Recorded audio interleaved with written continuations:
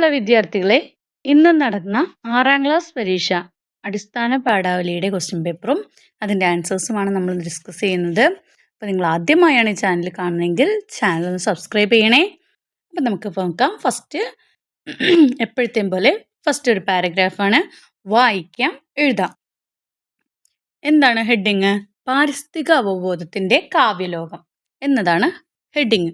മലയാള കവിതയിൽ പാരിസ്ഥിതിക അവബോധം വളർത്തുന്നതിൽ നിരവധി കവികൾ അവരുടെ പങ്കുവഹിച്ചിട്ടുണ്ട്. എന്നാൽ അതൊന്നും സുഗതകുമാരിയോളമാകുന്നില്ല. കാടിനും കാട്ടുജീവികൾക്കും മരത്തിനും പുഴയ്ക്കും മണ്ണിനും വേണ്ടി സുഗതകുമാരി എഴുതിയിട്ടുള്ള കവിതകൾ മാത്രം 200-നടുത്ത് വരും. ഏതെങ്കിലും തരത്തിൽ പരിസ്ഥിതി ബന്ധം പുലർത്തുന്നവയാണ് മിക്ക കവിതകളും. പ്രകൃതിയിലെ ജൈവ വൈവിധ്യങ്ങളെയെല്ലാം അക്ഷരാർത്ഥത്തിൽ ഉൾക്കൊള്ളാൻ പോരുന്നതാണ് ആ കാവ്യലോകം. മരത്തിനു സ്തുതി, കുറിഞ്ഞിപ്പൂക്കൾ, സൈലന്റ് വാലി, അട്ടപ്പാടിയെ സ്വപ്നം കണ്ടു ഞാൻ ഇന്നും, തൈവയ്ക്കൽ, വനരോധനം, തെംസ് നദിയോട്, മരങ്ങൾ, തുലാവർഷപ്പച്ച, കാലിഫോർണിയ കാടുകളിൽ തുടങ്ങി നിരവധി കവിതകൾ പ്രകൃതി സ്നേഹത്തിൻ്റെ വാഗ്മയ പ്രപഞ്ചം സൃഷ്ടിക്കുന്നതായി എടുത്തു പറയേണ്ടതുണ്ട്. സൈലന്റ് വാലി സംരക്ഷണ പ്രവർത്തനങ്ങളുമായി ബന്ധപ്പെട്ട് വനപ്രകൃതിയുമായി നിരന്തരം പരിചയത്തിൻ്റെ അനുഭവ സാക്ഷ്യമായി നിൽക്കുന്ന കവിതകൾ തന്നെ ഏറെയുണ്ട്. പരിസ്ഥിതി ഒരു ശാസ്ത്രവിഷയം എന്ന നിലയ്ക്കല്ല, ജീവന മണ്ഡലം എന്ന നിലയിലാണ് സുഗതകുമാരിയുടെ കവിതകളിൽ നിറയുന്നത്. അതുകൊണ്ടാണ് മനുഷ്യനുള്ള അത്രയും പ്രാധാന്യം ആനയ്ക്കും സിംഹവാലൻ കുരങ്ങിനും നായയ്ക്കും എലിക്കും കാക്കയ്ക്കും മരത്തിനും പുല്ലിനും മലയ്ക്കും പുഴയ്ക്കും കവി നൽകുന്നത്. അപ്പോൾ മലയാള കവിതയിൽ ഏത് മേഖലയിലാണ് സുഗതകുമാരി കൂടുതലായി ഇടപെട്ടിട്ടുള്ളത് എന്നാണ് ആദ്യത്തെ ചോദ്യം. ഏത് മേഖലയിലാണ്? ദേശഭക്തി വളർത്തുന്നതിൽ, പാരിസ്ഥിതിക അവബോധം വളർത്തുന്നതിൽ, സ്നേഹഗായിക എന്ന നിലയിൽ കടലോര ജീവിതം ആവിഷ്കരിക്കുന്നതിൽ. ഏതിലാണ്? ബി ആണ് അല്ലേ? പറയുന്നത് തന്നെ അതിനെക്കുറിച്ചാണ്. അപ്പോൾ പാരിസ്ഥിതിക അവബോധം വളർത്തുന്നതിൽ. Next B question. താഴെ കൊടുത്തിരിക്കുന്നവയിൽ സുഗതകുമാരിയുടെ കവിതയല്ലാത്തത് ഏത് എന്നാണ് ചോദിച്ചിരിക്കുന്നത്. കുറിഞ്ഞിപ്പൂക്കൾ, തുലാവർഷപ്പച്ച, മഗ്ദലന മറിയം, വനരോധനം. ഇതിലേതാണ് സുഗതകുമാരിയുടേത് അല്ലാത്തത് എന്നാണ് ചോദിച്ചിരിക്കുന്നത്. മഗ്ദലന മറിയമാണ് സുഗതകുമാരിയുടേത് അല്ലാത്തത്. ഇനി സി ക്വസ്റ്റ്യൻ.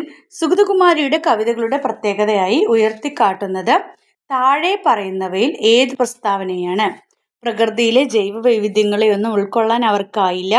രണ്ടാമത്തത്, നിരവധി കവിതകളിൽ പ്രകൃതി സ്നേഹം നിറഞ്ഞു നിൽക്കുന്നതായി കാണാം. ഇതിൽ തന്നിരിക്കുന്നതിൽ ഏതാണ് ശരിയെന്നാണ് ചോദിച്ചിരിക്കുന്നത്. 1 ശരിയെന്ന് പറഞ്ഞിട്ടുണ്ട്, 1ഉം 2ഉം ശരിയെന്ന് പറഞ്ഞിട്ടുണ്ട്, 2 മാത്രമാണ് ശരിയെന്ന് പറഞ്ഞു, 1ഉം 2ഉം തെറ്റാണെന്നും പറഞ്ഞു. അപ്പോൾ ഇതിലേതാണ്? സി രണ്ടാമത്തെയാണ് ശരിയായിട്ടുള്ളത്. ഡി എന്ന് പറയുന്നത് വായനാ ഭാഗത്തിലെ ആശയങ്ങളെ ക്രമപ്പെടുത്തിയാൽ ശരിയാകുന്ന ക്രമം.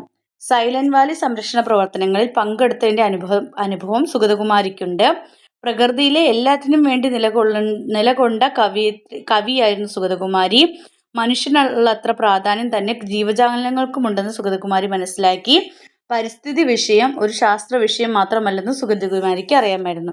ഇത് ആശയങ്ങളെ ക്രമപ്പെടുത്തി ശരിയായ ക്രമത്തിൽ എഴുതാനാണ് പറഞ്ഞിരിക്കുന്നത്. അതിൽ ഏറ്റവും ഫസ്റ്റ് വരുന്നത് ഏതായിരിക്കും? രണ്ടാമത്തെ ആയിരിക്കും അല്ലേ? രണ്ടാമത്തെയാണ് ഒന്നാമത്തേതായിട്ട് വരുന്നത്.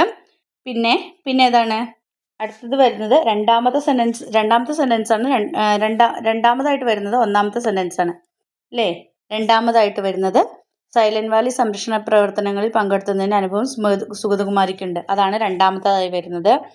ഇനി അടുത്തത് മൂന്നാമത്തേതായിട്ട് വരുന്നത് ഇതാണ്. മൂന്നാമത്തേതായിട്ട് വരുന്നത് നാലാമത്തെയാണ് അല്ലേ? പരിസ്ഥിതി വിഷയം ഒരു ശാസ്ത്ര വിഷയം മാത്രമല്ലെന്ന് സുഗതകുമാരിക്ക് അറിയാമെന്ന്. ഇനി ലാസ്റ്റ് വരുന്നത് മൂന്നാമത്തേത് അല്ലേ? മനുഷ്യനുള്ള അത്ര പ്രാധാന്യം തന്നെ മറ്റു ജീവജാലങ്ങൾക്കുമുണ്ടെന്ന് സുഗതകുമാരി മനസ്സിലാക്കി. അപ്പോൾ ഓർഡർ വരുന്നത് 2, 1, 4, 3 എന്നാണ്. 2, 1, 4, 3 എന്നാണ് അല്ലേ? 2, 1, 4, 3 എന്നാണ് വരുന്നത്. അപ്പോൾ നമുക്ക് നോക്കാം ഏതാണ് ശരിയായ ഉത്തരം. സി ആണ്. സി 2, 1, 4, 3 സി ആണ് ശരിയായ ഉത്തരമായിട്ട് വരുന്നത്. ആദ്യത്തെ 2, രണ്ടാമത്തെ 1, പിന്നെ 4, 3 ഇതാണ് ശരിയായ ഓർഡർ എന്ന് പറയുന്നത്. ഇനി രണ്ടാമത്തെ ക്വസ്റ്റ്യൻ പോസ്റ്റർ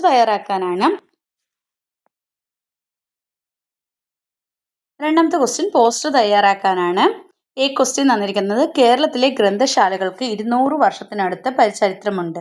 സെപ്റ്റംബർ 14 ഗ്രന്ഥശാല ദിനത്തോടനുബന്ധിച്ച് വിദ്യാലയത്തിൽ നടത്താവുന്ന പ്രവർത്തനങ്ങൾ എന്തൊക്കെയായിരിക്കും? സ്കൂളിൽ പ്രദർശിപ്പിക്കാനായി ഒരു പോസ്റ്റർ തയ്യാറാക്കാനാണ് നിങ്ങളോട് പറഞ്ഞിരിക്കുന്നത്. പോസ്റ്റർ തയ്യാറാക്കുമ്പോൾ ആദ്യം തന്നെ നമ്മൾ എന്ത് ചെയ്യണം? ഒരു കോളമൊക്കെ വരയ്ക്കണം. കോളം വരച്ചിട്ട് നമ്മൾ എന്ത് ചെയ്യണം? അതിൻ്റെ ആശയങ്ങളൊക്കെ കറക്റ്റായിട്ട് വരുന്ന രീതിയിൽ ഒരു ബുക്കിൻ്റെ പടമൊക്കെ വരച്ചിട്ട് എന്തെങ്കിലും ഒരു വായിച്ചാലേ വളരൂ, അങ്ങനെയുള്ള വായിച്ചില്ലെങ്കിൽ വിളയും, അങ്ങനെയുള്ള എന്തെങ്കിലുമൊക്കെ എഴുതി ഒരു നല്ല ഇതൊക്കെ എഴുതി ഒരു പോസ്റ്റർ അല്ലെങ്കിൽ വായനാ ദിന ഗ്രന്ഥശാല ദിനം എന്നൊക്കെ എഴുതിയിട്ട് സെപ്റ്റംബർ 14 ഗ്രന്ഥശാല ദിനം എന്നൊക്കെ എഴുതിയിട്ട് ഒരു പോസ്റ്റർ തയ്യാറാക്കാനാണ് പറയുന്നത്. അതിൻ്റെ ഇടയ്ക്ക് ഒരു ബുക്കിൻ്റെ പടമൊക്കെ വരയ്ക്കാം. ഇങ്ങനെ ഒരു പോസ്റ്റർ നന്നായി നല്ല ആകർഷകമായ രീതിയിൽ തയ്യാറാക്കാനാണ് പറഞ്ഞിരിക്കുന്നത്. ബി ക്വസ്റ്റ്യൻ തന്നിരിക്കുന്നത് മാതൃഭാഷയെ സംബന്ധിച്ച് ശരിയല്ലാത്തത് ഏത്? ഒന്നാമത്തേത് തന്നിരിക്കുന്നത് മാതൃഭാഷ എന്ന വാക്കിൽ അർത്ഥം മാത്രമല്ല ഭാവവും അടങ്ങിയിരിക്കുന്നു. രണ്ടാമത്തെ തീക്ഷ്ണമായ വികാരങ്ങൾ പ്രകടിപ്പിക്കുന്നതിൽ മാതൃഭാഷയ്ക്ക് പങ്കില്ല.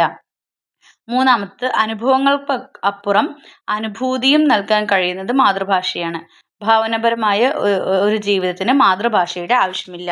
ഇതിൽ താഴെ ഓപ്ഷൻസ് കൊടുത്തിട്ടുണ്ട്. 1 മാത്രം ശരി, 3 മാത്രം ശരി, സി തന്നിരിക്കുന്ന 1, 3 ശരി, ഡി തന്നിരിക്കുന്ന 2, 4 ശരി എന്നാണ്. ഇതിൽ ഏതാണ്? നമ്മൾ ഡി ആണ്. 2, 4 ശരി. ഇനി സി ക്വസ്റ്റ്യൻ താഴെ കൊടുത്തവയിൽ തെറ്റായ പ്രസ്താവന ഏതാണെന്ന് ചോദിച്ചിരിക്കുന്നു. കണക്ക് പരീക്ഷയിൽ ഒന്നാമതായത് അവൻ്റെ കുശലത്വം കൊണ്ട് മാത്രമാണ്. കളിയിലുള്ള കുശലത്വമാണ് അവരെ വിജയിക്കാൻ സഹായിച്ചത്. കുശലത്വം ആവശ്യമില്ലാത്ത കളിയാണ് ചെസ്സ്. ശില്പിയുടെ കുശലത്വം ശില്പങ്ങളിൽ മനസ്സിലാക്കാം. ഇതിൽ സി ആണ് തെറ്റായ പ്രസ്താവന എന്ന് പറയുന്നത്. കുശലത്വം ആവശ്യമില്ലാത്ത കളിയാണ് ചെസ്സ് എന്നുള്ളതാണ് ഇവിടെ എഴുതേണ്ടത്. ഇനി ചുവടെ കൊടുത്ത 3A 3B എന്നീ ചോദ്യങ്ങളിൽ ഏതെങ്കിലും ഒന്നിന് മാത്രം ഉത്തരം എഴുതാനാണ് പറഞ്ഞിരിക്കുന്നത്. വിശകലന കുറിപ്പ് തയ്യാറാക്കാനാണ്. അപ്പോൾ വിശദീകരിച്ച് എഴുതാനാണ് പറഞ്ഞിരിക്കുന്നത്. നന്മ മലയാളം എന്നൊരു കവിതയാണ് തന്നിരിക്കുന്നത്. ഞാനും ഈ മണ്ണിൻ്റെ അവകാശിയാണെന്ന് 4 പേർ കേൾക്കെ പറയുവാൻ കുഞ്ഞെ നിനക്കുമുണ്ടൊരു ഭാഷ വരമായി മരണമില്ലാത്ത മലയാളം. ബാലമുരളീകൃഷ്ണൻ TRൻ്റെയാണ്. 2 അക്കഴുത്തിലെ നാനാവർണ്ണവും നറുനീരി നുൾക്കുളിരൊലിയും ചേർന്നെന്നുമീ മലയാളം മധുരിക്കുന്നു. പച്ചക്കിളി നിൻ കൊക്കെഴുത്തുന്ന മലരും കനിയുമൊൾ തേനുമീ മലയാളം. പഞ്ചവർണ്ണക്കിളി ഒളപ്പമണ്ണയുടെ പഞ്ചവർണ്ണക്കിളി എന്ന കവിത. അപ്പം നിങ്ങൾക്ക് എങ്ങനെ എഴുതാം? ബാലമുരളീകൃഷ്ണൻ TRൻ്റെയും ബാലകൃഷ്ണ ഇതിനകത്ത് തന്നെ നിങ്ങൾക്ക് എടുത്ത് എഴുതാം അല്ലേ.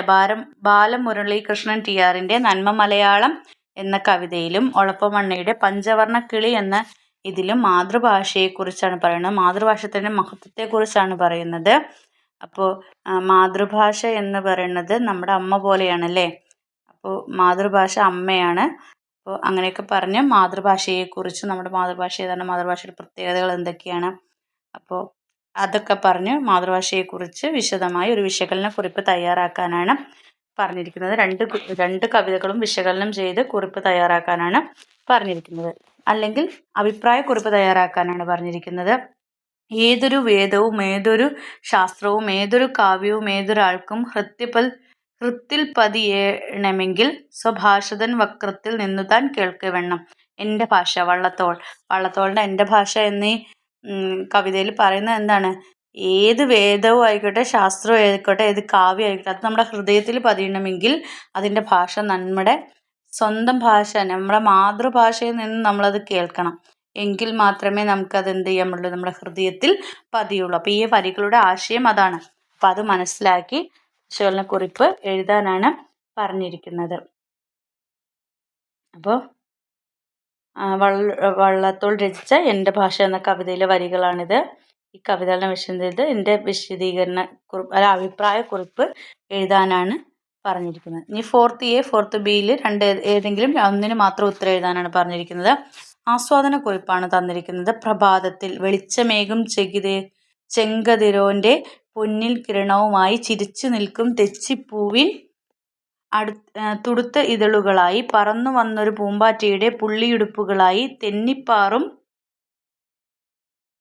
തുടുത്ത ഇതളുകളായി പറന്നു വന്നൊരു പൂമ്പാറ്റയുടെ പുള്ളിയുടുപ്പുകളായി തെന്നിപ്പാറും കുസൃതിക്കാറ്റിനൊരു നവഗന്ധവുമായി പുതിയ നിറങ്ങൾ, പുതിയ മണങ്ങൾ, പുതിയ വിശേഷവുമായി പുതിയ വിളക്കു തെളിച്ചുകൊണ്ടി പ്രഭാതമെത്തുമ്പോൾ മനസ്സിലെത്തി പുതു ചിന്തകൾ, പുത്തൻ മോഹങ്ങൾ വിരിഞ്ഞു വരുമൊരു ചിന്തകളൊക്കെ കുറിച്ചു വച്ചപ്പോൾ വരികൾക്കിടയിൽ മറഞ്ഞു നിന്നൊരു കവിത ചിരിക്കുന്നു. അനാമിക KH-ൻ്റെ പ്രഭാതത്തിൽ എന്നൊരു കവിതയിൽ നിന്നുള്ള വരികളാണിത്. ഇതിനെക്കുറിച്ച് ആസ്വാദനക്കുറിപ്പ് തയ്യാറാക്കാനാണ് പറഞ്ഞിരിക്കുന്നത്. ഇതിലെ ആശയങ്ങളും കവിതയിൽ പറഞ്ഞിരിക്കുന്ന ഇതിൻ്റെ സൗന്ദര്യവും ഇതിലെ ഉദാഹരണങ്ങളൊക്കെ ചേർത്ത് എന്തിനെക്കുറിച്ചാണ് പറഞ്ഞിരിക്കുന്നത് എന്നൊക്കെ അല്ലേ, ഒരു പ്രഭാത വർണ്ണന, അതായത് നമ്മുടെ രാവിലെ അല്ലേ പുലരിയെ വർണ്ണിച്ചുകൊണ്ട് എഴുതിയിരിക്കുന്ന ഒരു പ്രഭാതത്തിനെ കുറിച്ച് വർണ്ണിച്ചുകൊണ്ട് പുലരിയുടെ ഭംഗിയൊക്കെ പറഞ്ഞുകൊണ്ട് എഴുതിയിരിക്കുന്ന ഒരു കവിതയാണിത്. അപ്പോൾ നമ്മുടെ പ്രഭാതത്തിൽ എങ്ങനെയൊക്കെയാണ് പൊന്നിൻ കിരണവുമായി ചിരിച്ചു നിൽക്കും തെച്ചിപ്പൂവിൻ തൊടുത്ത ഇതളുകളായി അല്ലേ, അതായത് സൂര്യൻ്റെ അല്ലേ അതാണ് ഉദ്ദേശിക്കുന്നത്. പൊന്നിൻ കിരണവുമായി ചിരിച്ചു നിൽക്കുന്ന തെച്ചിപ്പൂവിൻ തൊടുത്ത ഇതളുകളായി പറന്നു വന്നൊരു പൂമ്പാറ്റയുടെ പുള്ളിയുടുപ്പുകളായി, അങ്ങനെയൊക്കെയാണ് എന്ത് ചെയ്യുന്നത് പ്രഭാതത്തെ ഇതിനകത്ത് വർണ്ണിക്കുന്നത്. അപ്പോൾ പ്രഭാത വർണ്ണന എങ്ങനെയാണ്, അത് ഈ പുലരിയുടെ വർണ്ണന എങ്ങനെയാണ്, അതിനെക്കുറിച്ച് ഈ കവിതയിൽ എത്ര മനോഹരമായാണ് എഴുതിയിരിക്കുന്നത് എന്നൊക്കെ പറഞ്ഞ് ഒരു ആസ്വാദനക്കുറിപ്പ് തയ്യാറാക്കാനാണ് പറഞ്ഞിരിക്കുന്നത്. അല്ലെങ്കിൽ ആസ്വാദനക്കുറിപ്പ്: വിളിച്ചാൽ നീ വരുമെങ്കിൽ, വിളിക്കുമ്പോൾ വരാറുള്ള കിളിക്കുഞ്ഞെ, നിനക്കിപ്പോൾ മഴത്തുള്ളി ചിഞ്ചിലങ്ങൾ പഠിക്കാനുണ്ടോ. അപ്പോൾ ഈ കവിതയെക്കുറിച്ച് ഒരു ആസ്വാദനക്കുറിപ്പ് തയ്യാറാക്കാനാണ് അതല്ലെങ്കിൽ പറഞ്ഞിരിക്കുന്നത്. അപ്പോൾ അടുത്തത് ആസ്വാദനക്കുറിപ്പാണ്. അപ്പോൾ ഇത്രയൊക്കെയാണ് നിങ്ങളുടെ ഇന്നത്തെ പരീക്ഷയുമായി ബന്ധപ്പെട്ടിട്ടുള്ള ക്വസ്റ്റ്യൻസും അതിൻ്റെ ഉത്തരങ്ങളും ഉള്ളത്. അപ്പോൾ നിങ്ങൾക്ക് വീഡിയോ ഉപകാരപ്രദമായെങ്കിൽ ലൈക്ക് ചെയ്യുക, ഷെയർ ചെയ്യുക. ആദ്യമായി ചാനൽ കാണുന്ന കൂട്ടുകാരുണ്ടെങ്കിൽ ചാനലൊന്ന് സബ്സ്ക്രൈബ് ചെയ്യണേ. Then see you again. Thank you.